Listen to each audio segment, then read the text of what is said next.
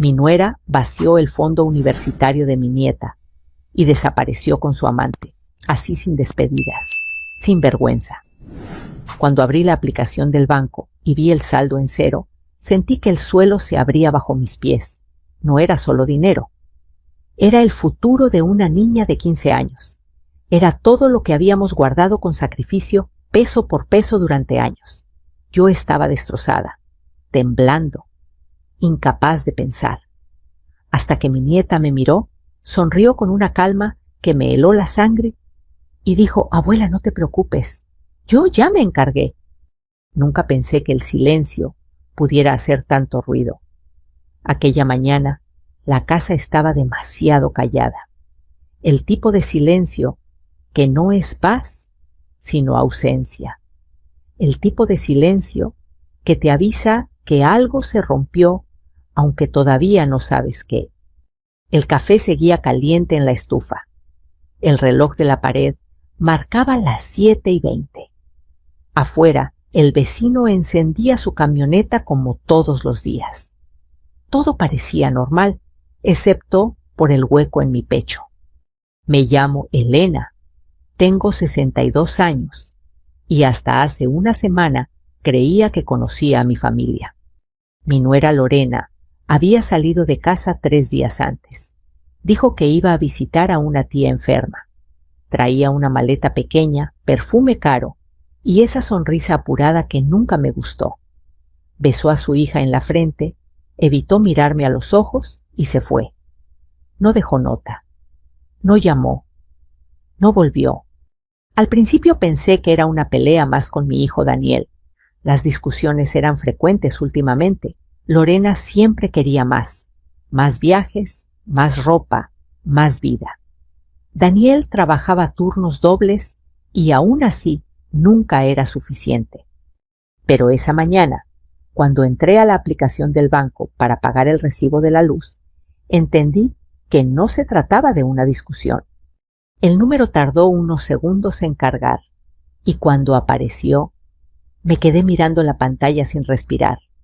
Saldo disponible 0.00. Parpadeé, cerré la aplicación, la abrí de nuevo, 0. No solo la cuenta principal, también el fondo universitario de mi nieta Sofía. 15 años ahorrando. 15 años de decir no a muchas cosas. 15 años pensando algún día ella no tendrá que luchar como yo. Me senté en la silla de la cocina porque las piernas ya no me sostenían. Sentí calor, luego frío. Las manos me temblaban tanto que casi se me cae el teléfono. «¡No! ¡No!», susurré. Esto tiene que ser un error. Llamé al banco. Esperé en línea, escuchando una música alegre que me parecía una burla. Las transferencias fueron autorizadas, dijo la voz al otro lado, con una calma profesional que me dolió más que cualquier grito. Se realizaron hace 3 días. 3 días. El mismo día que Lorena salió con su maleta. Colgué sin decir adiós. En ese momento escuché pasos en la escalera. Sofía bajaba con el uniforme escolar puesto, el cabello recogido en una coleta sencilla, la mochila colgada de un hombro. Abuela preguntó: «¿Estás bien?». Levanté la vista. Y fue entonces cuando sentí la verdadera punzada, porque ella no sabía. Todavía no.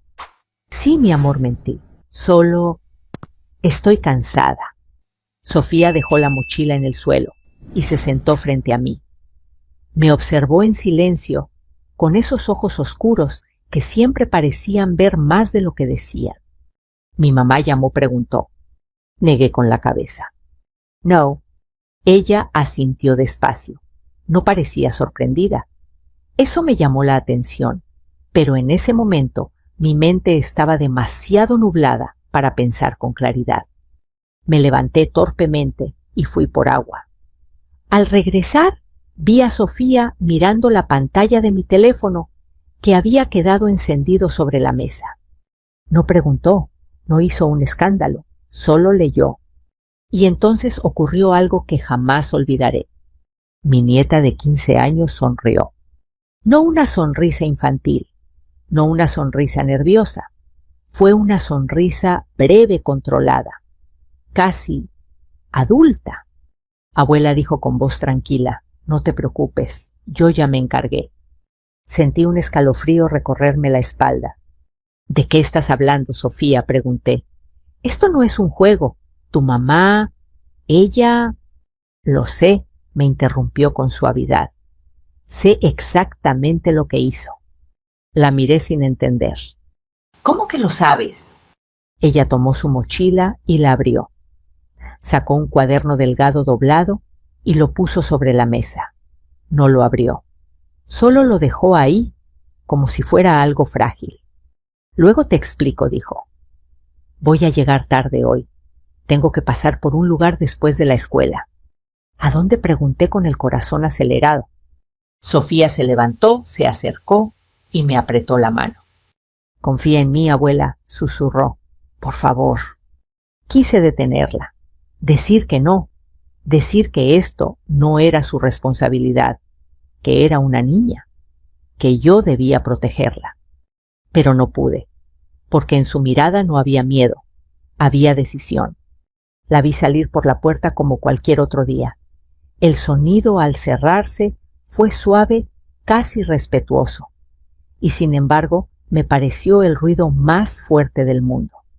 Me quedé sola en la cocina con el café frío, el saldo en cero y un cuaderno que no me atrevía a abrir. Pensé en Lorena, en todas las veces que me pidió solo una firma, en los papeles que me hizo firmar sin explicar demasiado, en cómo siempre sabía las contraseñas por si acaso. Sentí vergüenza, rabia, culpa, pero por encima de todo sentí miedo. No por mí, sino por mi nieta. Porque en ese momento entendí algo que me heló la sangre. Sofía no estaba improvisando. Sofía llevaba tiempo preparándose. Y yo no tenía idea de hasta dónde estaba dispuesta a llegar. El reloj marcaba las 8, cuando cerré la puerta detrás de Sofía. Me quedé con la mano apoyada en la madera, escuchando sus pasos alejarse por la acera, como si al concentrarme lo suficiente pudiera traerla de vuelta. El aire de la mañana olía a pan recién hecho y a gasolina. La vida seguía indiferente a mi desastre. Volví a la cocina y me senté frente al cuaderno que había dejado sobre la mesa. Era sencillo, de tapas negras, sin dibujos ni etiquetas. Parecía un cuaderno cualquiera, de esos que se compran al inicio del ciclo escolar. Lo toqué con la punta de los dedos y sentí un nudo en el estómago. Algo me decía que si lo abría, nada volvería a ser igual. Respiré hondo y lo abrí. La primera página tenía una fecha escrita con letra ordenada hace 6 semanas. Abajo una frase subrayada con firmeza: no es un error, es intencional. Tragué saliva. Las siguientes páginas estaban llenas de anotaciones, horarios, nombres, montos, capturas, impresas de mensajes. No entendía todo, pero entendía lo suficiente. Había transferencias marcadas, retiros señalados en amarillo y al lado notas pequeñas escritas por Sofía, con una claridad que me resultaba inquietante. Mamá dijo que era para una inversión. Usó la tarjeta secundaria. Se fue el mismo día. Me llevé una mano al pecho. Mi nieta había sabido antes que yo.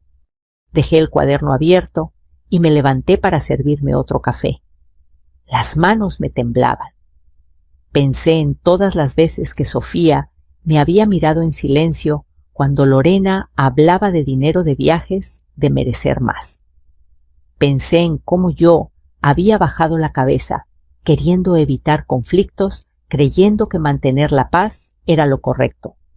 El silencio también es cómplice, me dije, aunque todavía no sabía que esas palabras volverían a mí más tarde. Decidí ir al banco. No podía quedarme sentada esperando.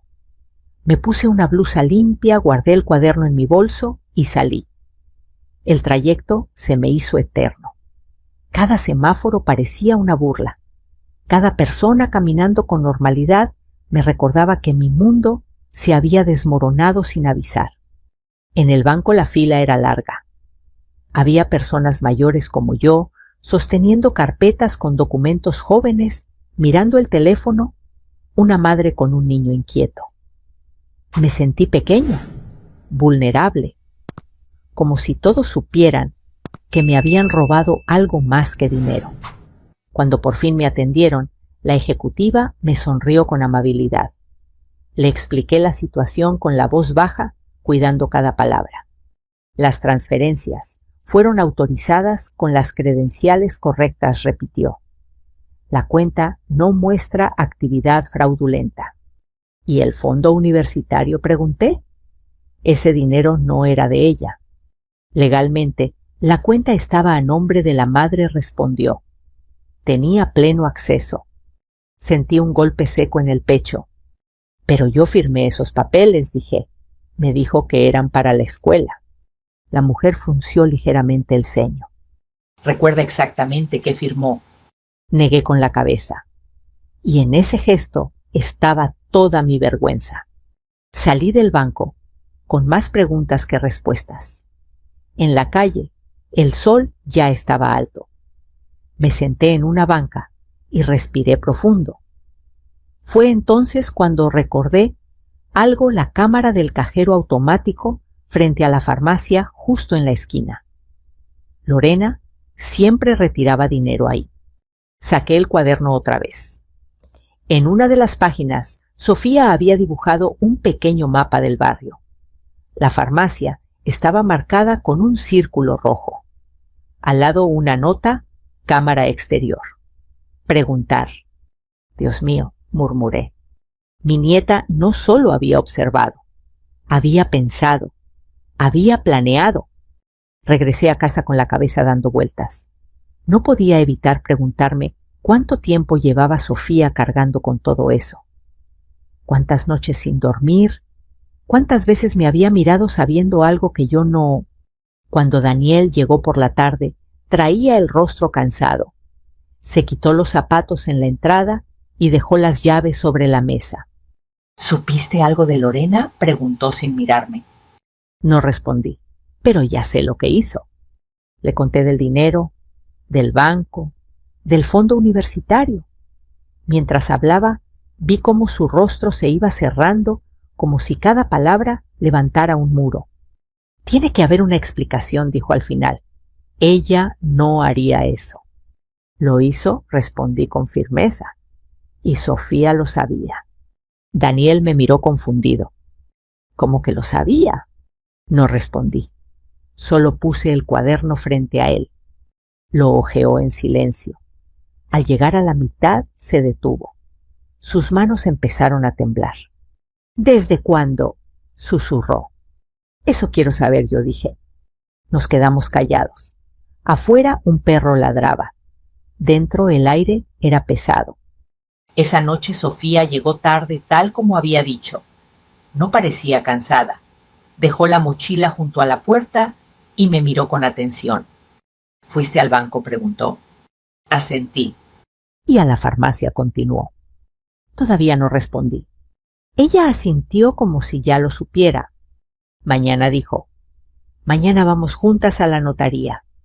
¿Por qué la notaría?, pregunté con la voz quebrada. Sofía me miró directo a los ojos. Porque lo que hizo mi mamá no fue solo una traición, dijo. Fue ilegal. Sentí un escalofrío. Sofía. Empecé. Esto no debería recaer sobre ti. Ya recayó, abuela, respondió con suavidad. Pero no estoy sola. Quise abrazarla, decirle que todo estaría bien. Lo hice.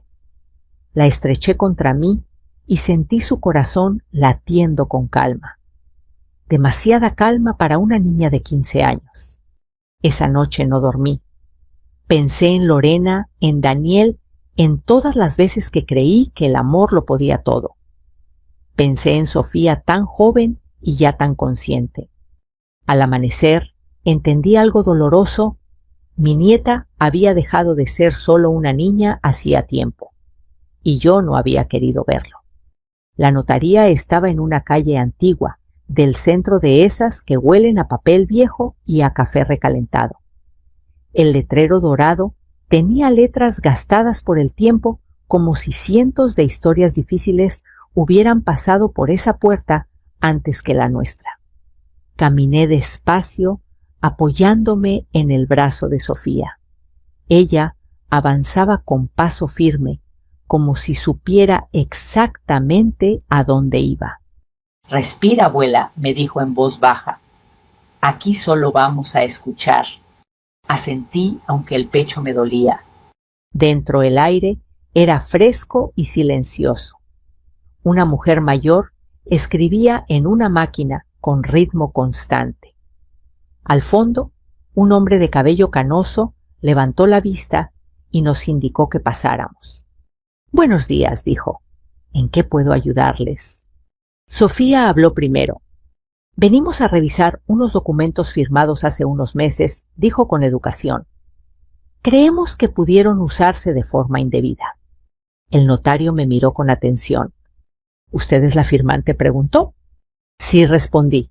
«Yo firmé, pero no entendí lo que firmaba». No me juzgó. Eso me alivió. Revisó los papeles que Sofía había organizado con cuidado. Yo observaba en silencio, apretando el bolso contra mi pecho. Cada hoja que el notario giraba parecía acercarnos a una verdad que yo temía y necesitaba al mismo tiempo. «Aquí hay algo extraño», dijo finalmente. «Esta autorización no corresponde con el uso que se le dio». Sofía levantó la mirada atenta.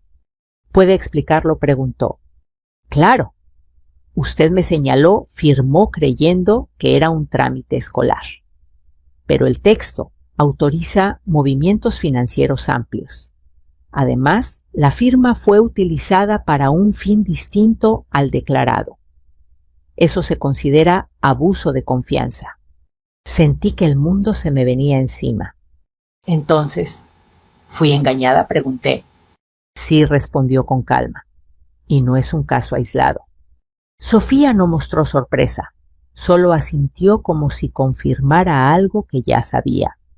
«¿Qué sigue?», preguntó ella. «Con estos elementos pueden presentar una denuncia formal», dijo el notario. «Les recomiendo hablar con una abogada especializada». Nos dio un nombre y una dirección. Salimos de ahí en silencio. Afuera, el ruido de la ciudad volvió de golpe, vendedores ambulantes, claxonazos, risas. Yo sentía que caminaba dentro de una burbuja. «Lo siento, abuela», dijo Sofía de pronto, «por no decírtelo antes». Me detuve, la miré. No le respondí. «Perdóname tú, por no ver, por confiar a ciegas». Nos abrazamos en medio de la calle. Nadie nos miró. Nadie sabía que ese abrazo era el resultado de una traición profunda. Por la tarde fuimos con la abogada. Se llamaba Claudia, una mujer de unos 50 años, voz firme y mirada directa. Nos escuchó sin interrumpir, tomando notas.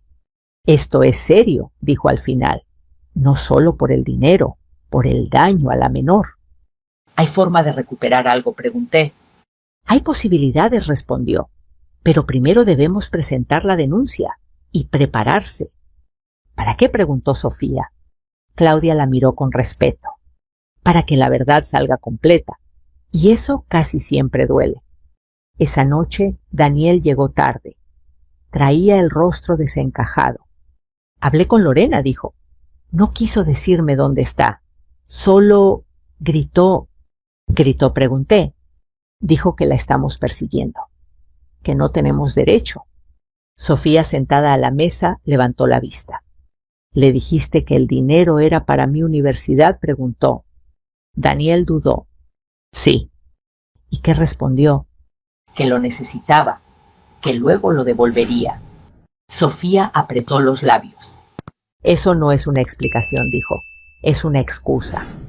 El silencio volvió a instalarse entre nosotros.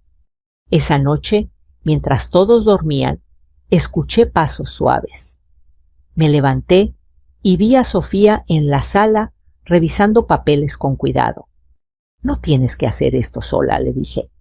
No estoy sola, respondió. Te tengo a ti. Me senté a su lado. Por primera vez vi el cansancio en sus ojos. Abuela susurró. Mamá no se fue solo por dinero. La miré esperando. Se fue porque alguien la estaba ayudando, continuó. Y ese alguien no quiere que esto salga a la luz. Sentí un frío recorrerme la espalda. ¿Quién? Pregunté. Sofía negó con la cabeza. Todavía no lo sé, dijo, pero lo vamos a descubrir. Y en ese momento entendí que lo que enfrentábamos no era solo una nuera irresponsable. Era algo más grande, algo más oscuro. El teléfono sonó a las 6 de la mañana. No era una llamada amable. Era una de esas que llegan sin saludo, como un golpe seco en la puerta del alma. Daniel contestó desde su cuarto. Escuché su voz subir de tono, luego caer en un murmullo cansado. Cuando salió, tenía los ojos rojos y la mandíbula tensa. Era mi suegra, dijo, la mamá de Lorena. No pregunté, me senté a la mesa y esperé. Dice que estamos exagerando, continuó, que Lorena solo tomó un préstamo familiar, que la estamos humillando. Sofía bajó las escaleras en silencio. Traía el cabello suelto, los ojos despiertos como si no hubiera dormido. Se sentó frente a su padre. Papá dijo, ¿mi futuro es un préstamo? Daniel cerró los ojos. No respondió. A partir de ese día, el teléfono no dejó de sonar. Tías, primos, conocidos lejanos. Algunos preguntaban con preocupación, otros acusaban sin pudor. ¿Cómo pudieron denunciarla? Eso se arregla en casa. Van a destruir a la familia. Cada palabra era una piedra. Yo había sido educada para callar, para aguantar, para no hacer olas. Pero cada vez que veía a Sofía tan joven y tan firme, entendía que el silencio ya no era una opción. Abuela me dijo esa tarde, mientras doblábamos ropa, en este país nos enseñan a respetar a la familia, pero no a costa de todo. Asentí. Me dolía admitirlo, pero tenía razón. Claudia, la abogada, nos llamó ese mismo día. Nos citó de urgencia. Encontramos algo, dijo por teléfono. Y no es pequeño. En su oficina el ambiente era distinto. Había tensión. Sobre la mesa una carpeta gruesa con separadores de colores. Lorena no actuó sola, empezó Claudia. Hay transferencias hechas a una cuenta que no está a su nombre. Sofía se inclinó hacia adelante. ¿A nombre de quién? Preguntó. De un hombre llamado Iván Morales, respondió. Tiene antecedentes por fraudes menores. Nada grave. Hasta ahora. Sentí un vuelco en el estómago. ¿Es el amante? Preguntó Daniel con la voz rota. Claudia asintió. ¡Y hay más! Parte del dinero fue usado como anticipo para un contrato, no una compra completa, un anticipo. ¿De qué? Pregunté. De una propiedad, dijo Claudia. Fuera del estado. Daniel golpeó la mesa con la palma. Nos iba a dejar con nada. Sofía no reaccionó, solo tomó nota mental. ¿Se puede rastrear? Preguntó. Sí, respondió Claudia. Pero va a generar ruido, mucho. No importa, dijo Sofía. Ya hay ruido. Y lo había. Esa misma noche, Daniel recibió un mensaje de Lorena. No una disculpa, no una explicación, un audio. Su voz sonaba alterada, casi desesperada. ¿Qué crees que estás haciendo? Me estás arruinando. Esto se arreglaba entre nosotros. Daniel apagó el teléfono con rabia. Entre nosotros, repitió, como si Sofía no existiera. Como si yo no existiera, agregué. Al día siguiente, Claudia presentó la denuncia formal. Abuso de confianza, uso indebido de documentos, daño patrimonial a una menor. Cada palabra pesaba toneladas. La reacción no tardó. Vecinos comenzaron a murmurar. En el mercado sentí miradas clavarse en mi espalda. Una mujer que conocía desde hacía años me dijo en voz baja: «Yo no me metería con una madre así». La miré directo a los ojos. Yo tampoco respondí. Por eso estoy haciendo esto. Esa noche, Sofía se sentó conmigo en la sala. Tenía los hombros rígidos. Abuela dijo: «Papá va a sufrir». «Ya está sufriendo», respondí, «pero no por lo que estamos haciendo, por lo que no vio a tiempo». Ella asintió lentamente. A veces pienso que si hubiera hablado antes... No la interrumpí. Hiciste lo que pudiste con lo que sabías. El error fue nuestro, de los adultos. Sofía bajó la mirada. Por primera vez vi asomarse una sombra de tristeza verdadera. No quería que mi papá eligiera, susurró. Pero ya eligió, muchas veces. El teléfono volvió a sonar. Esta vez era un número desconocido. «Bueno», contesté. Un grito atravesó la línea. Vieja entrometida era Lorena. «Esto se va a apagar». No respondí. Dejé que gritara, que se desgastara. «Mi hija no es tu arma», continuó. «No tienes derecho». Respiré hondo. «El derecho lo perdiste cuando le robaste el futuro», dije y colgué. Las manos me temblaban, pero no de miedo, de algo nuevo, de determinación. Esa noche, Sofía dejó su cuaderno sobre la mesa abierto en una página nueva. Había escrito una sola frase. «La verdad no grita, espera». La miré. Ella me miró de vuelta. «Se va a poner peor», dijo. «Lo sé», respondí. «¿Tienes miedo?» Pensé en la vergüenza, en las miradas, en las amenazas.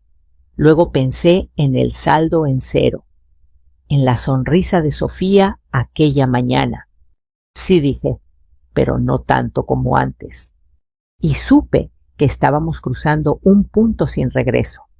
La familia ya estaba dividida. La verdad ya caminaba sola.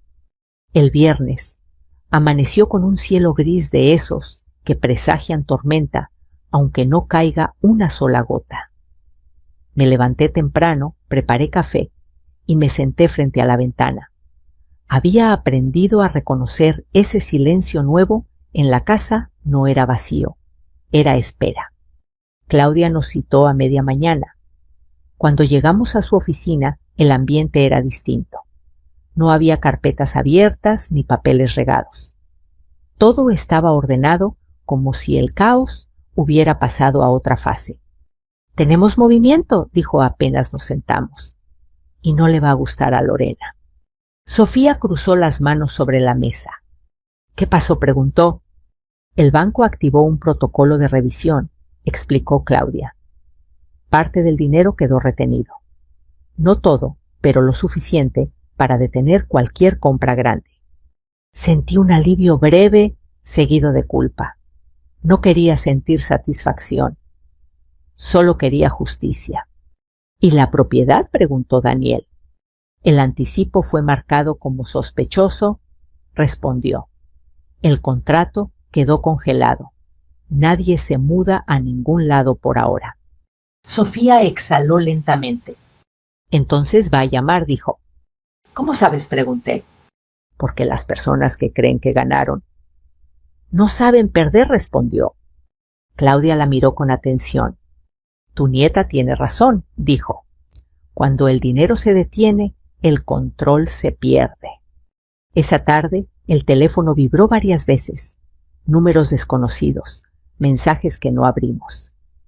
Daniel caminaba de un lado a otro de la sala nervioso. «Nunca la había visto así», murmuró. «Siempre fue la que gritaba. Pero esto es distinto». Sofía se sentó en el suelo con la espalda apoyada en el sillón. Tenía el cuaderno sobre las piernas, pero no escribía. Solo escuchaba. Papá dijo sin levantar la vista: «¿Recuerdas cuando dijiste que todo se arreglaba hablando?» Daniel se detuvo. «Sí. Hay cosas que no se arreglan hablando», continuó. «Se arreglan asumiendo consecuencias». Él asintió derrotado. Al caer la noche, recibimos una llamada de la abogada, no Claudia. Otra voz más técnica. Soy del área de cumplimiento del banco, dijo. Les informo que se detectaron irregularidades adicionales. Se abrió una investigación formal. Colgué con el corazón acelerado. ¿Más irregularidades?, pregunté en voz alta. Sofía levantó la mirada. Eso significa que Iván también está en problemas, dijo. ¿Por qué estás tan segura?, pregunté. Porque el dinero no desaparece solo, respondió. Deja huellas. La casa se llenó de una tensión eléctrica. Cada sonido parecía amplificado. El tic-tac del reloj, el zumbido del refrigerador, el crujir del piso al caminar. A las 10 en punto el teléfono sonó. Esta vez no era un número desconocido. Era Lorena. Daniel miró la pantalla. Dudó. Contesta, dijo Sofía con voz firme. En altavoz. Daniel tragó saliva y aceptó la llamada. El grito atravesó la habitación como un cuchillo. ¿Qué hicieron?, rugió Lorena. Mis cuentas están bloqueadas. Daniel se quedó mudo. Habla, continuó. No puedo sacar ni un peso. El banco me trata como criminal. Sofía se levantó despacio y se acercó. Buenas noches, mamá, dijo tranquila. ¿Te refieres al dinero que sacaste de mi fondo universitario? Hubo un silencio breve, luego una risa nerviosa. No empieces, escupió Lorena. Eso era temporal. Iba a devolverlo. ¿Cuándo?, preguntó Sofía. ¿Antes o después de comprar la casa en Badoo? El silencio esta vez fue más largo. ¿Quién te dijo eso?, susurró Lorena. No importa, respondió Sofía. Importa que ahora lo sabes, no funcionó. La respiración de Lorena se volvió errática. Eres una niña, gritó. No entiendes nada. Me están persiguiendo por tu culpa. No, dijo Sofía. Te están investigando por tus actos. Lorena lanzó una carcajada amarga. ¿Crees que ganaste?, dijo. Esto no se va a quedar así. Me acerqué y tomé el teléfono. Lorena, dije con la voz firme.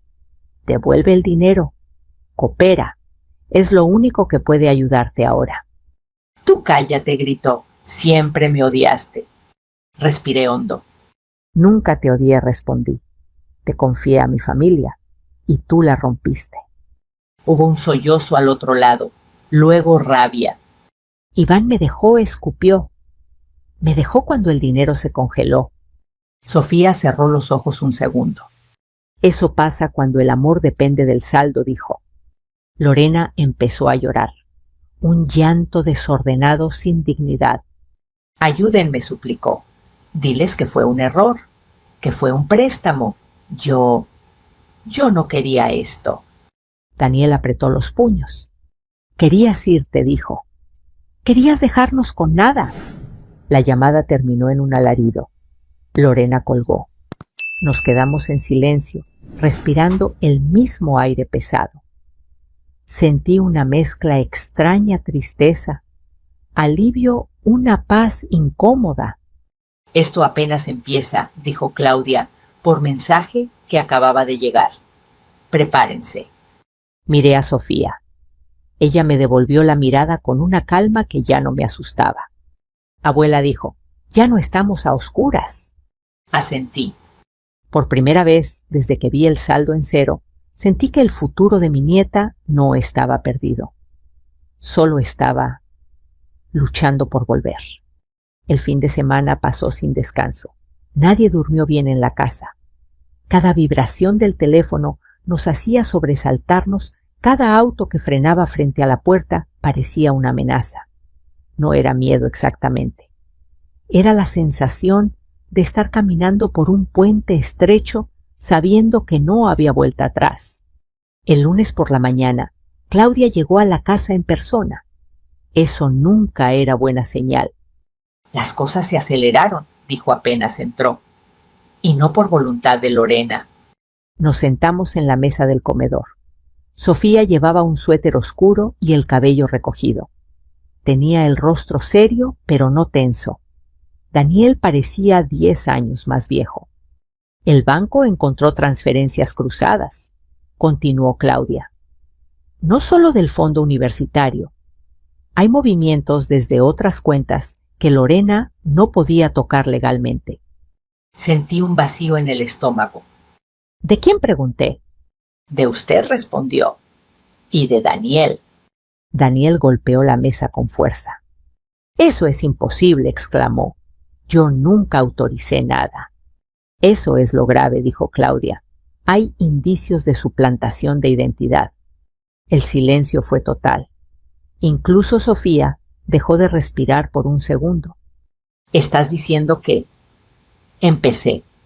Que Lorena y Iván usaron documentos y datos personales para mover dinero que no era suyo, confirmó. Y eso cambia completamente el caso. Sofía cerró los ojos. Cuando los abrió, su mirada era distinta, más dura. Entonces no solo robó, dijo. Planeaba destruirnos.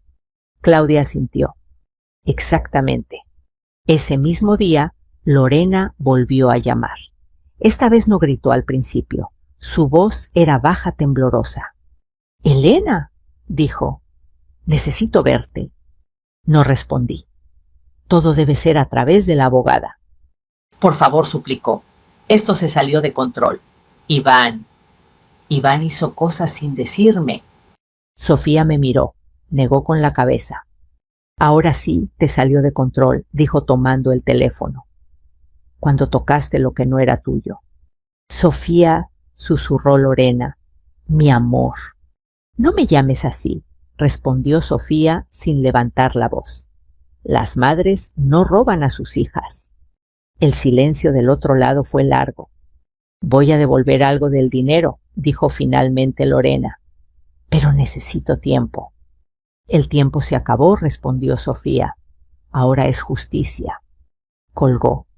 Esa tarde, Claudia nos informó que Lorena había sido citada a declarar.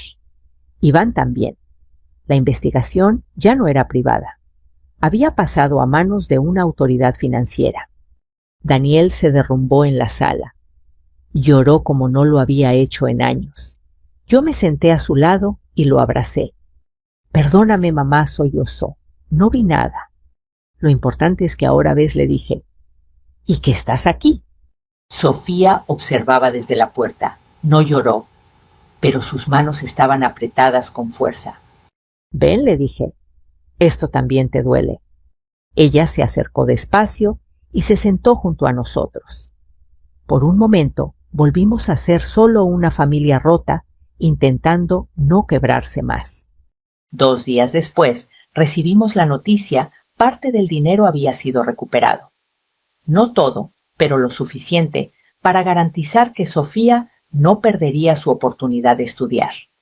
Cuando se lo dije, Sofía cerró los ojos y apoyó la frente en mi hombro. Gracias, abuela, susurró, por no rendirte. Gracias a ti, respondí, por no callar. Esa noche el teléfono sonó una última vez. Era Lorena. No gritó, no suplicó. Me investigan, dijo. Iván desapareció. Nadie me ayuda. Respiré profundo. Eso pasa cuando se vive de mentiras, respondí. ¿Vas a odiarme para siempre?, preguntó casi como una niña. Miré a Sofía. No dije, pero tampoco voy a salvarte de tus decisiones. Colgué. La casa quedó en silencio, un silencio distinto, no pesado, no amenazante. Un silencio que por primera vez se parecía a la paz. La mañana en que llegó la confirmación final, el sol entraba por la ventana de la cocina como si nada hubiera pasado. Preparé café, puse pan a tostar y esperé. Ya no con ansiedad, sino con una calma cansada, la calma de quien ha llorado todo lo que podía llorar. El correo de la abogada llegó a las 9 en punto. El fondo universitario de Sofía había sido restituido en su mayor parte. El resto quedaba sujeto a un proceso más largo, pero lo esencial estaba a salvo. El futuro de mi nieta ya no estaba en peligro. Leí el mensaje 2 veces, luego una tercera. Las letras no cambiaron. Sofía, llamé con la voz temblorosa. «Ven, por favor». Ella bajó las escaleras despacio. Ya no corría como antes. Había algo en su manera de moverse que me recordaba a las mujeres de mi generación, prudencia, conciencia del peso de cada paso. Le tendí el teléfono. Leyó. No sonrió de inmediato.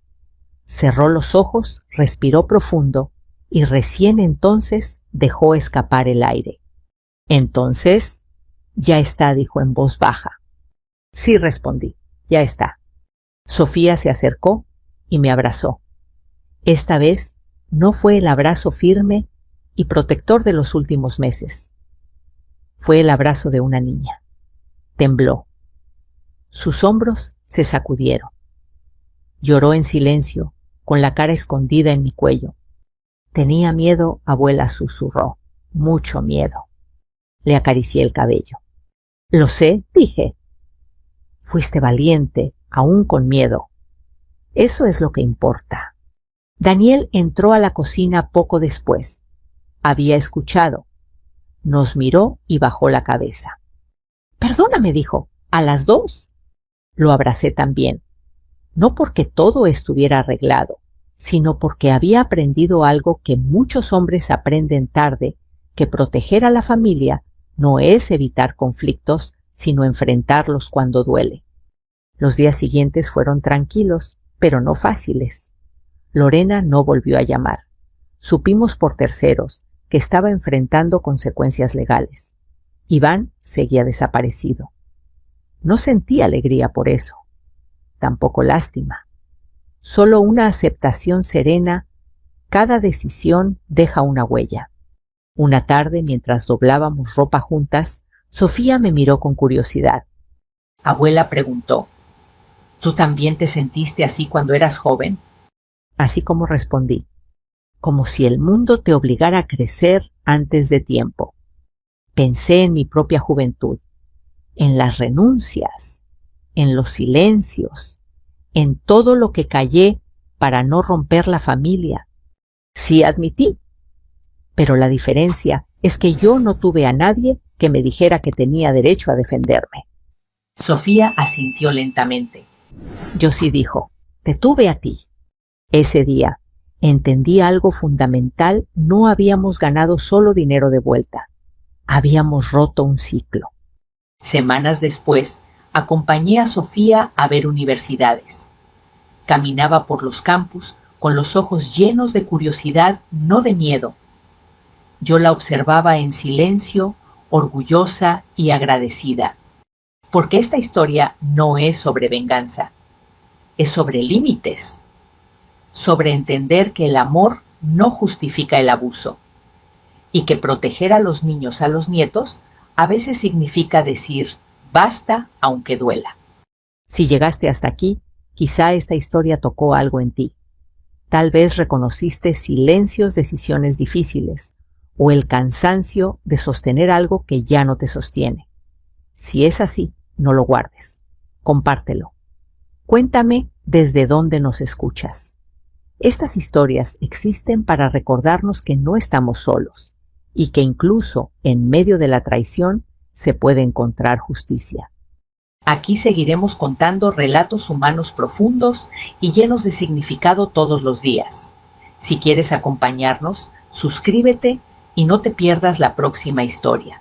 Sigamos este camino juntos. Mi hijo gritó por teléfono, como si yo fuera una extraña.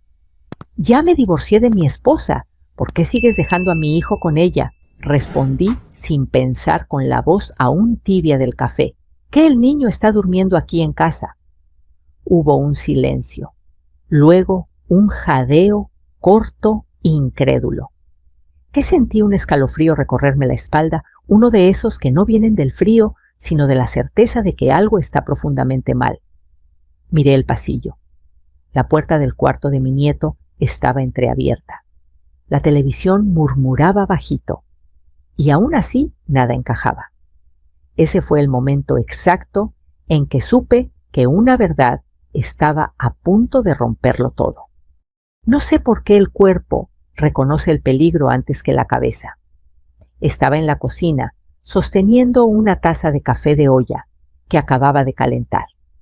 El aroma a canela y piloncillo subía lento, como si quisiera calmarme, pero no pudo.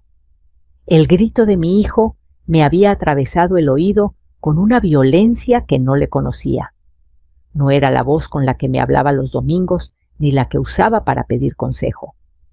Era una voz dura, acusadora, como si yo hubiera cometido algo imperdonable. «¿Por qué sigues dejando a mi hijo con ella?», repitió ahora más bajo, como si la rabia hubiera encontrado un cauce más peligroso. ¿Con quién?, pregunté, apoyando la mano libre en la barra de mármol. Estaba fría. Agradecí ese frío porque me sostuvo en el presente. Si te refieres a Mariana... El niño está aquí, durmiendo. El silencio del otro lado se volvió pesado. No era un silencio vacío.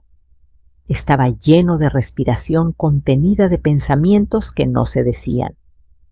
Luego escuché ese sonido mínimo que delata el miedo, un trago seco. «¿De qué estás hablando, mamá?», dijo al fin. «Mariana me llamó hace un rato. Dijo que tú le pediste que pasara por el niño». «¿Con tu hermana?». «Mi hermana». Sentí un pinchazo en el estómago. Mi hermana no estaba en la ciudad. Se había ido a Querétaro a cuidar a una tía enferma. Lo sabía todo el mundo. No había forma de que ella estuviera involucrada en nada. No pedí nada, respondí más despacio. «Y mi hermana no está aquí». Otra vez silencio.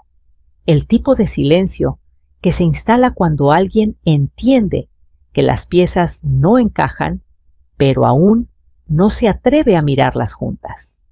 Me apoyé mejor en la barra y miré hacia el pasillo. La puerta del cuarto seguía entreabierta.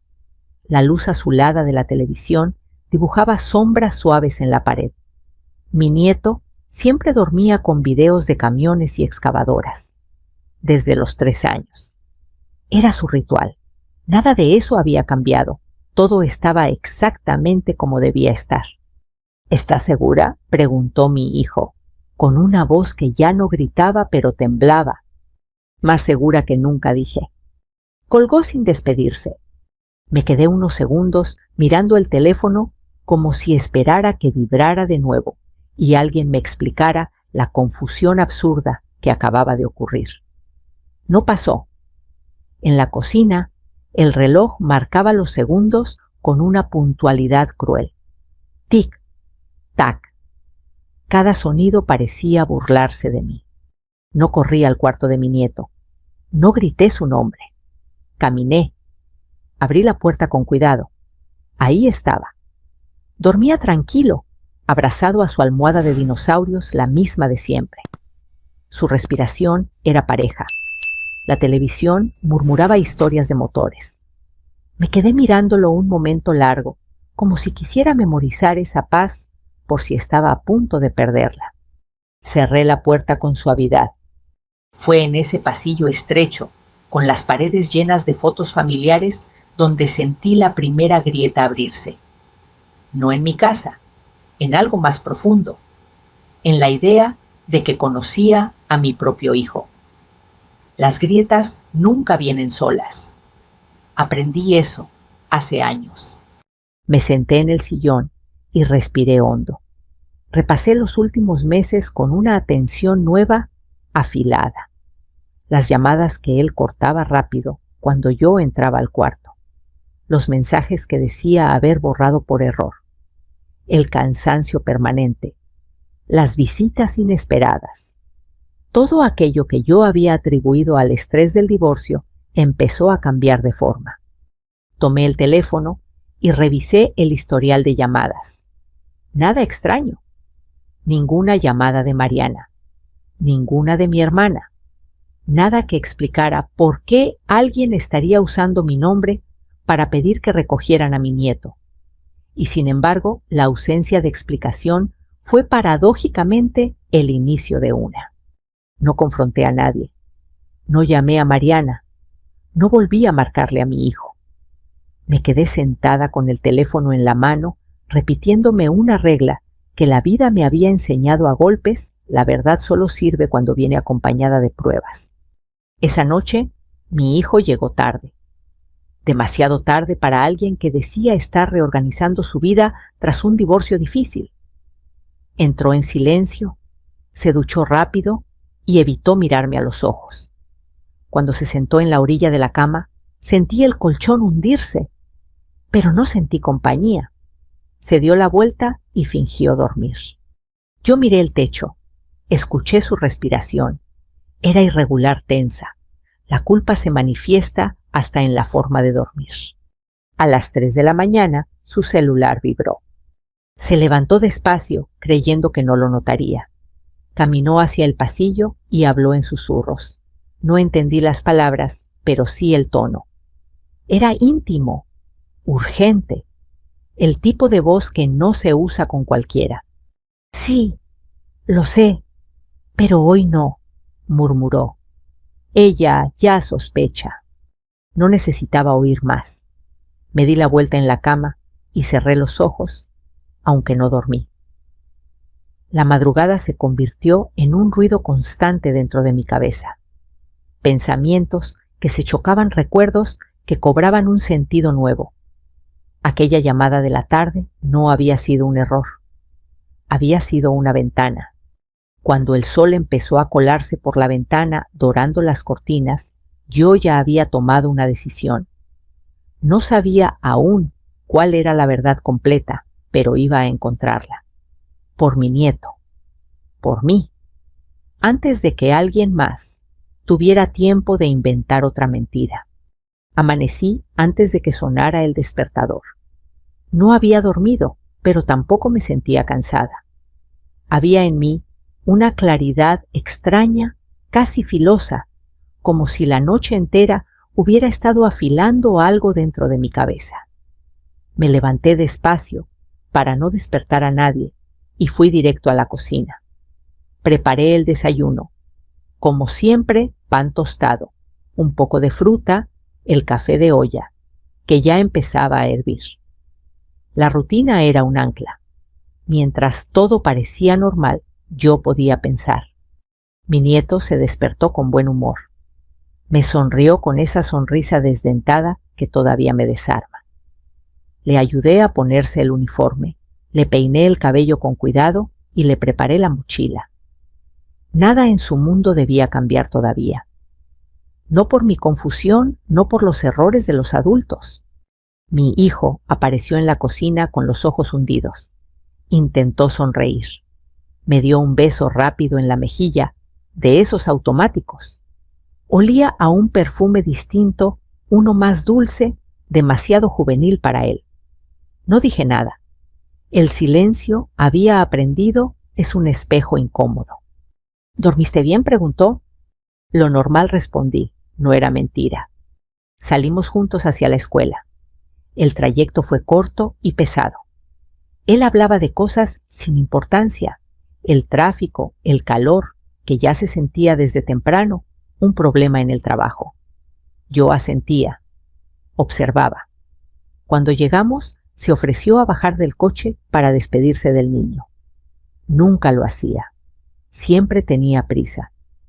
Ese detalle mínimo se quedó girando en mi cabeza. En la puerta de la escuela, la vigilante nos saludó.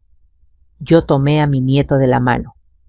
Antes de entrar, una mujer salió de la oficina administrativa y me llamó por mi nombre. ¿Tiene un minuto, señora?, dijo con una sonrisa tensa. Sentí como el estómago se me encogía. Le pedí a mi hijo que esperara afuera con el niño. La seguí. Dentro estaba la subdirectora, sentada detrás de su escritorio con un folder abierto. Me ofreció asiento. No me senté. Las manos me sudaban. Ayer pasó algo raro, empezó. Su hijo vino por la tarde. Dijo que usted le había autorizado retirar al niño antes de la salida. El piso pareció inclinarse. ¿Cómo que retirar?, pregunté cuidando la voz. Sí, dijo que usted había tenido un imprevisto.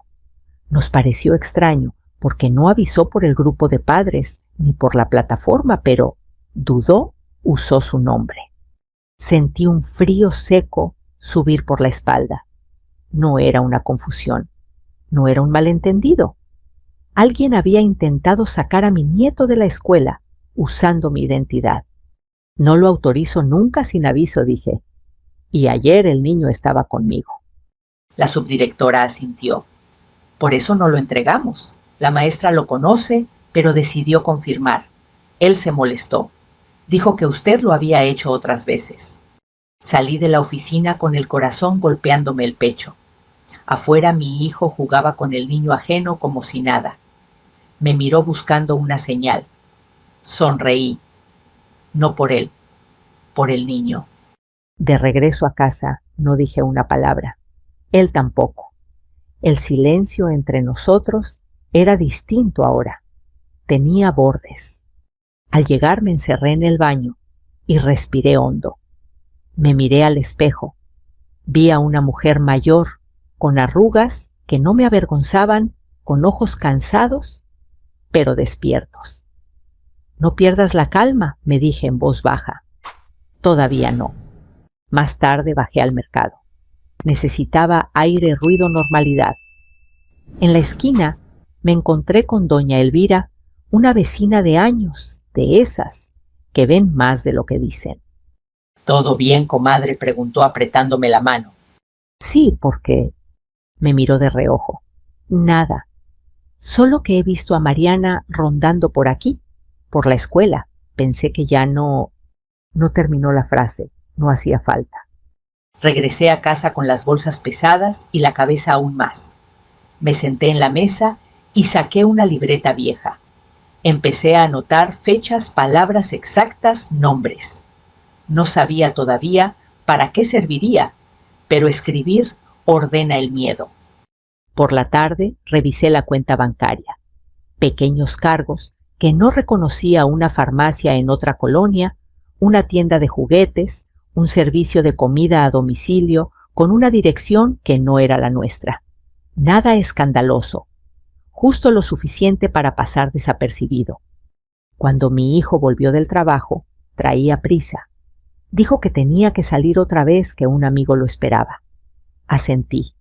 No pregunté. La ausencia de preguntas le relajó los hombros.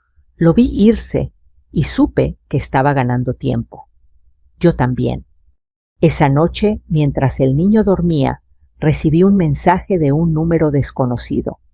Si quiere proteger a su nieto, deje de confiar en su hijo. Me quedé mirando la pantalla inmóvil. No respondí. Guardé el mensaje. Lo anoté en la libreta. Apagué la luz y me acosté con una certeza nueva, pesada y clara. Esto ya no era un asunto familiar que se arreglara hablando. Era algo más grande. Y yo estaba justo en medio. No le conté a nadie lo del mensaje. Ni a mi hijo, ni a Mariana, ni siquiera a mi hermana por teléfono. Hay silencios que no se comparten porque todavía están crudos. Al día siguiente, llevé a mi nieto a la escuela con una calma ensayada. Sonreí a las otras madres, respondí a los saludos, fingí normalidad. Por dentro, cada gesto se me quedaba grabado con una nitidez nueva, como si el mundo hubiera subido de volumen. Volví caminando despacio. Necesitaba pensar sin ruido. En la esquina, el aire olía a pan recién horneado y a gasolina. Pensé en el mensaje, deje de confiar en su hijo. No decía nada que yo no estuviera empezando a entender, pero que alguien más lo supiera me inquietaba. ¿Quién miraba? ¿Desde cuándo? Ese mismo día, al mediodía, mi hijo llamó. Habló rápido, con un tono demasiado amable para ser natural. Mamá, ¿todo bien en la escuela?, preguntó. Todo bien, respondí. No mentí. El niño estaba a salvo. Eso era lo único que importaba. Hubo una pausa. Oye, si te buscan de la escuela por cualquier cosa, diles que yo puedo ir por él, para ayudarte. Anoté mentalmente la frase exacta. Para ayudarte. Como si yo necesitara ayuda con lo único que había hecho bien toda mi vida. Por la tarde, una comadre de la parroquia Rosa me invitó a acompañarla a hacer unas compras. Acepté. Rosa es de esas mujeres que caminan despacio, pero observan con una atención que asusta. En el camino le conté lo justo. No pedí consejo, solo hechos. Ella escuchó sin interrumpir. Si quieres saber la verdad, dijo al final, no mires a tu hijo. Mira sus rutinas. Eso hice. Los siguientes días observé. No de manera obvia. Me levantaba temprano, hacía lo de siempre y dejaba que él creyera que nada había cambiado. Tomé nota de horarios de excusas de trayectos. Una noche, cuando dijo que iba a una reunión cerca del centro, decidí salir también. Le dije que iba a la farmacia, esperé 10 minutos y lo seguí. No fue difícil. Conozco sus manías al manejar. Giró hacia una zona que no frecuentaba.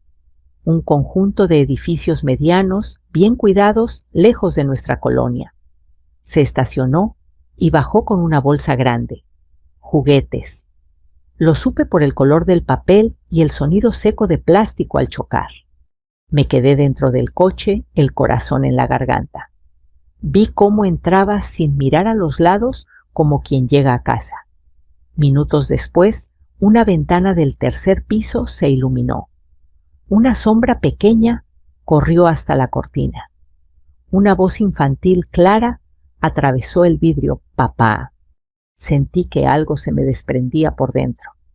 No fue un golpe, fue un deslizamiento lento definitivo.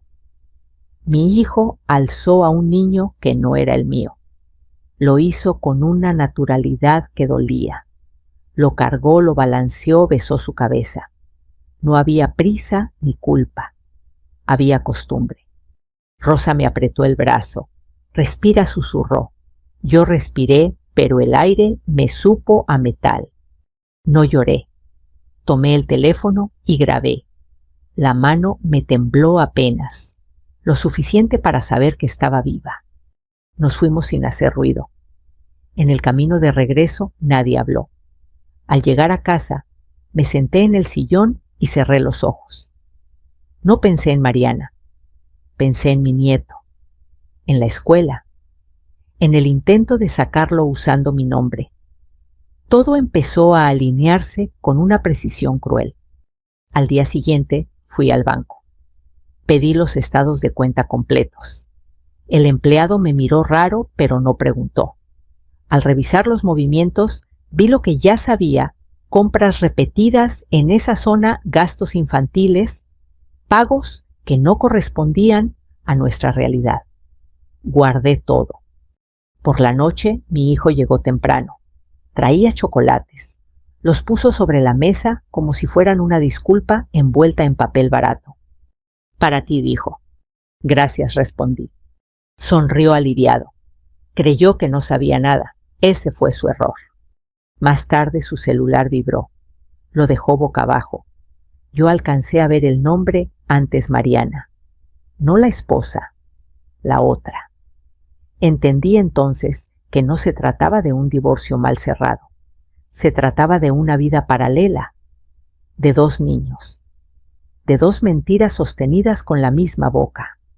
Esa noche, cuando todos dormían, volví a abrir la libreta. Escribí una frase sola, en mayúsculas: mi nieto no se toca. Debajo una lista: escuela, banco, abogada, testigos. Apagué la luz con una calma que no reconocí como mía. No era resignación, era enfoque. La verdad ya no era una sospecha, era un mapa. Y yo acababa de encontrar el camino. No dormí mucho esa noche, pero tampoco di vueltas en la cama. Me quedé mirando el techo, repasando cada imagen como si fueran diapositivas, la bolsa de juguetes, la voz diciendo: papá, la naturalidad con la que mi hijo entró a ese edificio. No había espacio para la negación. Lo que había visto no se borra con esperanza. A la mañana siguiente actué como siempre. Preparé el desayuno, llevé a mi nieto a la escuela, sonreí a la maestra. La normalidad es una máscara útil cuando uno necesita tiempo. Antes de irme, pedí hablar con la directora. Cerró la puerta de su oficina y me ofreció asiento. Esta vez sí me senté. Necesito actualizar la lista de personas autorizadas para recoger al niño, dije sin rodeos. Solo yo, nadie más. La directora asintió con seriedad. Después de lo de ayer, es lo más prudente. Firmé. Pedí copia. Pedí también el registro del intento anterior. Ella entendió sin que yo tuviera que explicar. Hay mujeres que saben leer el miedo en otras mujeres. Salí de la escuela con un peso menos en el pecho, uno pequeño pero importante. De ahí fui directo a ver a una abogada que me recomendaron en la parroquia, una mujer de voz firme y mirada clara. Le conté todo sin adornos. El divorcio, el intento de sacar al niño la vida paralela, el mensaje anónimo, las pruebas. Escuchó sin interrumpir. Tomó notas. Cuando terminé cerró la libreta. No lo confronte, dijo. Todavía no. Usted no está peleando por la verdad. Está peleando por la seguridad de un menor. Asentí. Eso ya lo sabía. Necesitamos proteger al niño primero, continuó. Medidas preventivas, documentos y algo más. Dudó un segundo.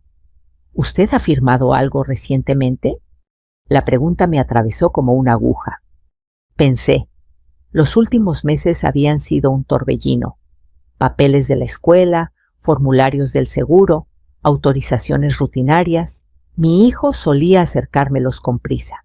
Fírmame aquí, mamá. Es solo un trámite. Puede ser, dije despacio. Entonces necesitamos revisar todo, respondió. Especialmente cualquier cosa que tenga su firma. Salí de ahí con una lista clara. En casa abrí el cajón donde guardo documentos. Empecé a revisar uno por uno. Facturas, recibos, formularios. Hasta que encontré algo que no recordaba haber leído con atención. Un permiso, redactado de forma ambigua. Mi firma al final. Lo leí 3 veces. La frase clave estaba escondida entre líneas: autorización para trámites relacionados con el menor, incluyendo traslados extraordinarios. Me temblaron las manos. No decía escuela, no decía país, no decía nada concreto. Decía lo suficiente. Entendí entonces el plan. No era improvisado. Era una estrategia. Usar mi nombre, mi firma, mi confianza para mover a mi nieto sin levantar sospechas. Tal vez para llevárselo con la otra familia. Tal vez para presionarme. Tal vez para algo peor. No quise imaginar. Esa tarde mi hijo llegó antes de lo habitual. Hablaba demasiado, cocinó, puso música. Me preguntó si estaba bien. Dije que sí. Observé cómo evitaba mencionar la escuela. Después de cenar fingí cansancio y me retiré temprano. No dormí. Esperé. Cerca de la medianoche escuché su teléfono vibrar. No lo tomó de inmediato. Vibró de nuevo. Se levantó. Caminó al pasillo. Habló en voz baja. Mañana temprano, dijo. Antes de que se dé cuenta. Mi corazón empezó a latir con fuerza, pero la cabeza estaba fría. Mañana, pensé. Entonces ese es mañana. A las 6 me levanté sin hacer ruido. Preparé una mochila pequeña, ropa, documentos, la libreta, el cargador del teléfono. Desperté a mi nieto con una sonrisa tranquila. Hoy vas a dormir con la abuela, le dije, como cuando eras más chiquito. Le gustó la idea. No preguntó más. Llamé a mi hermana y le pedí que pasara por nosotros. No expliqué por teléfono. Solo le dije, es importante. Ella no pidió razones. Cuando mi hijo se levantó, la casa estaba vacía. Me llamó 10 veces. No contesté. A las 8 estaba en la oficina de la abogada. Le mostré el permiso. Lo leyó con el ceño fruncido. Esto es grave, dijo. Pero llegó a tiempo. Respiré hondo. Por primera vez desde aquella llamada absurda sentí que tenía el control. No del caos, del siguiente paso. Mi teléfono vibró. Un mensaje de mi hijo. ¿Dónde está mi hijo? Lo miré un segundo. Luego lo guardé sin responder. La verdad ya no estaba escondida. Estaba avanzando. Y esta vez yo iba delante. El mensaje de mi hijo seguía ahí brillando en la pantalla, como una amenaza disfrazada de pregunta. ¿Dónde está mi hijo? No respondí. En la oficina de la abogada, el aire olía a café fuerte y a papel viejo. Ella hablaba por teléfono con alguien del juzgado, usando un tono preciso, sin emociones. Yo miraba mis manos sobre la mesa. Estaban firmes, no era valentía, era determinación. Vamos a presentar una solicitud de medidas urgentes, dijo al colgar. Hoy mismo. Mientras tanto, el niño se queda con usted. Nadie puede retirarlo sin su autorización expresa. Asentí. Firmé donde me indicó. Cada firma era un corte limpio entre el pasado y lo que vendría. Mi hermana llegó poco después con mi nieto. Él entró corriendo, abrazándome las piernas. Ya nos vamos a la escuela, abuela, sonreí. Hoy no. Hoy vamos a estar juntos. No necesitaba más explicaciones. Los niños entienden la calma. Salimos por una puerta lateral. No quería escenas. En el coche mi hermana me miró de reojo. ¿Qué está pasando? Le conté lo esencial sin adornos. ¿No se sorprendió? Apretó el volante. Siempre fue así, murmuró. Solo que ahora se le fue la mano. Esa tarde, mi hijo apareció en la casa de mi hermana. Llegó sudado, descompuesto. Golpeó la puerta con urgencia. Yo estaba en la cocina preparando sopa. Escuché su voz desde adentro. Mamá, abre, esto no es un juego. Abrí, no levanté la voz. Necesito ver a mi hijo, dijo entrando, sin esperar permiso. ¿Está a salvo?, respondí. Eso es lo único que importa. Me miró como si no me reconociera. ¿Qué te pasa? ¿Por qué haces esto? Porque intentaste sacarlo de la escuela usando mi nombre, dije despacio. Porque alguien usó mi firma. Porque hay un niño que no conozco llamándote papá. Su rostro se vació de color. Dio un paso atrás. ¿Eso no es lo que crees? Entonces explícame, dije. No grité, no lloré. Explícame por qué tengo pruebas. ¿Por qué mentiste? Se dejó caer en una silla. Pasó las manos por la cara. No lloró. Sus lágrimas habían quedado atrapadas en otro lugar. No iba a durar, murmuró. Solo necesitaba tiempo. ¿Tiempo para qué?, pregunté. ¿Para llevarte a mi nieto? ¿Para repartir a los niños como si fueran muebles? Se levantó de golpe. No sabes nada. Sé lo suficiente, respondí, y lo sabrá un juez. El silencio que siguió fue distinto a todos los anteriores. Pesado. Definitivo.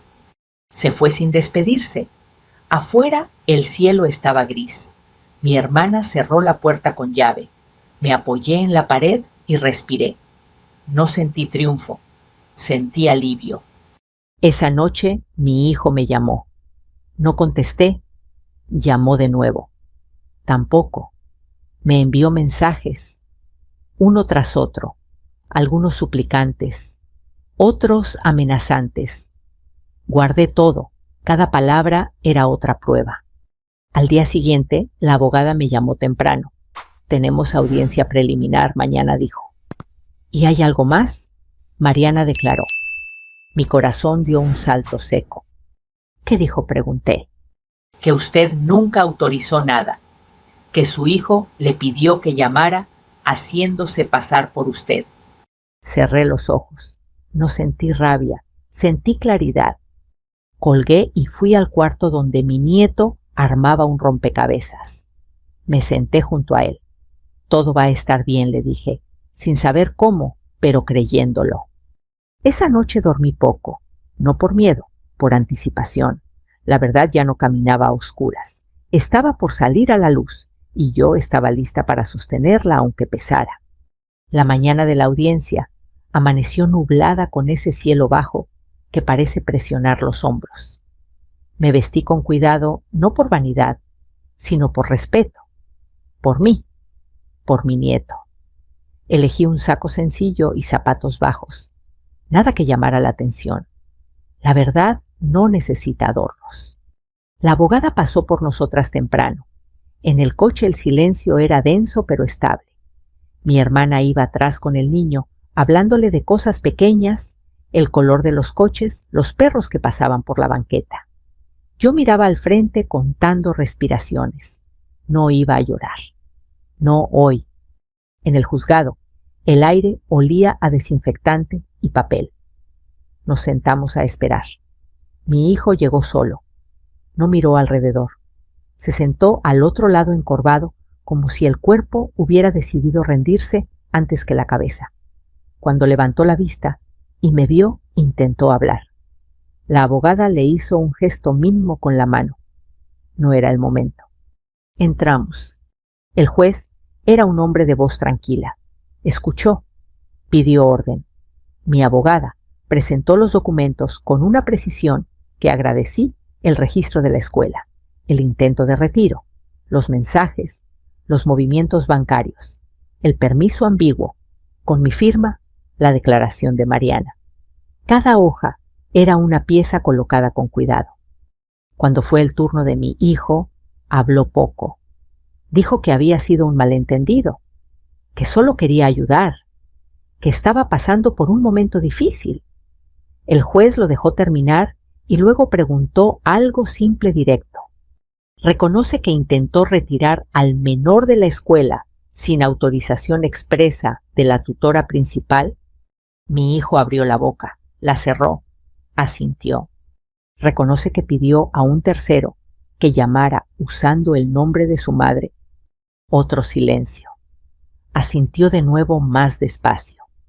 ¿Reconoce que existe otro menor al que usted se presenta como padre? Esta vez tardó más. Miró al suelo. Sí. No hubo dramatismo. No lo necesitaba. La verdad, cuando llega, no grita.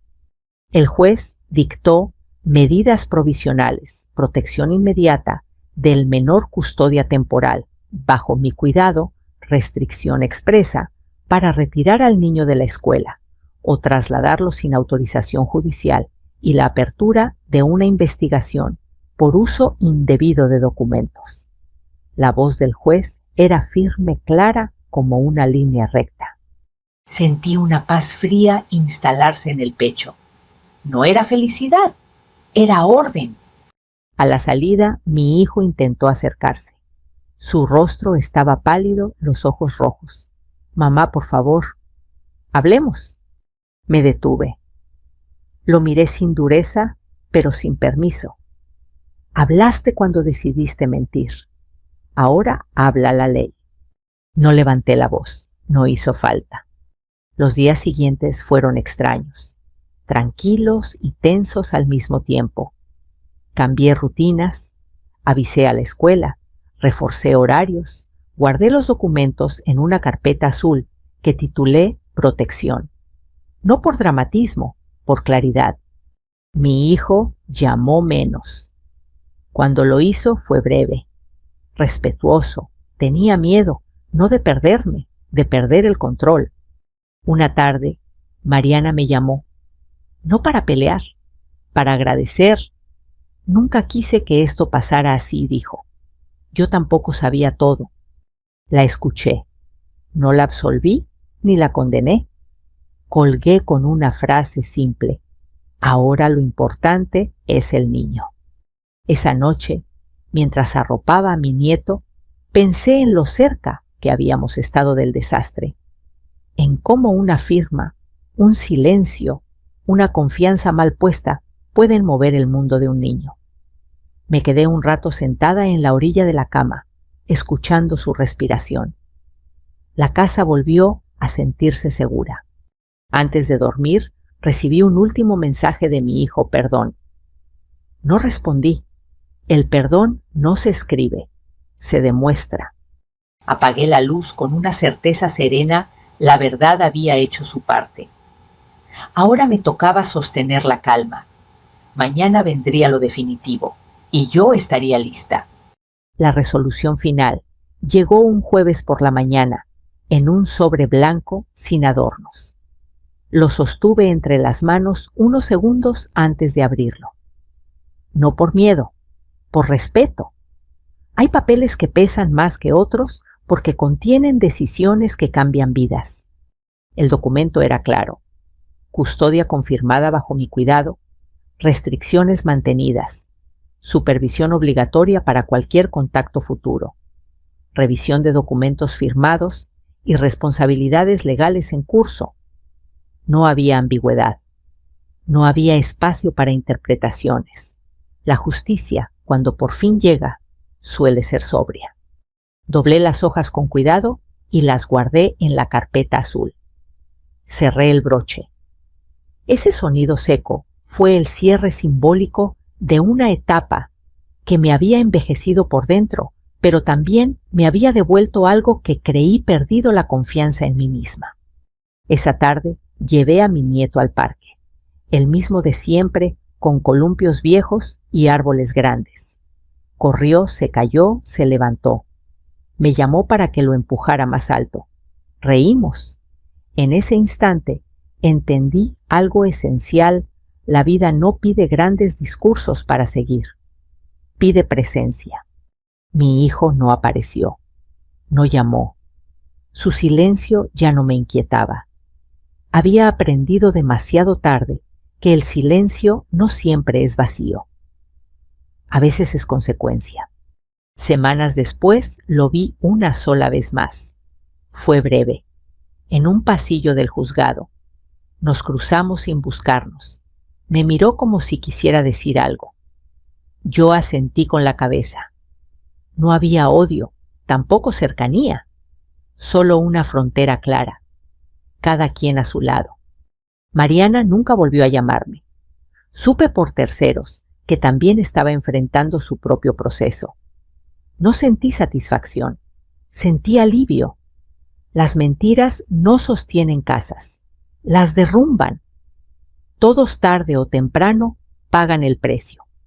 Con el tiempo la casa recuperó sonidos normales. Risas, música, platos que se rompen sin drama. Empecé a redecorar la sala.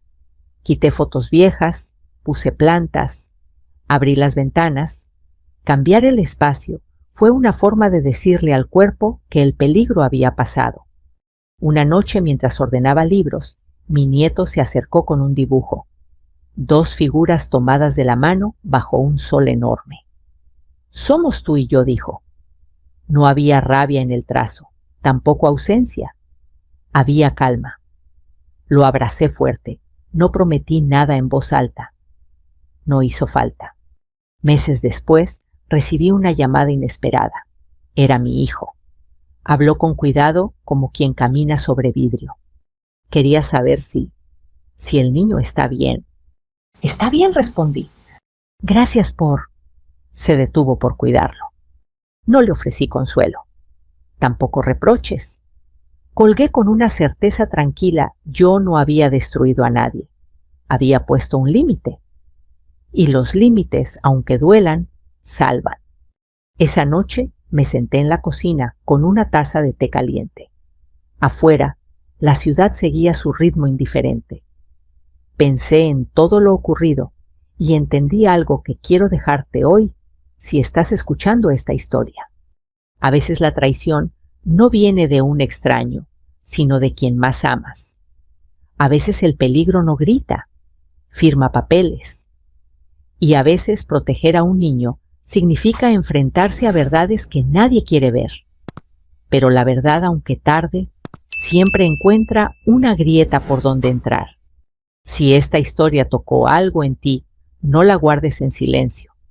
Cuéntame desde qué ciudad nos escuchas. Comparte tu experiencia. Tal vez tu voz sea la que otra persona necesita para despertar. Aquí seguiremos compartiendo historias profundas y humanas todos los días. Gracias por quedarte hasta el final. Gracias por escuchar. Gracias por sentir conmigo.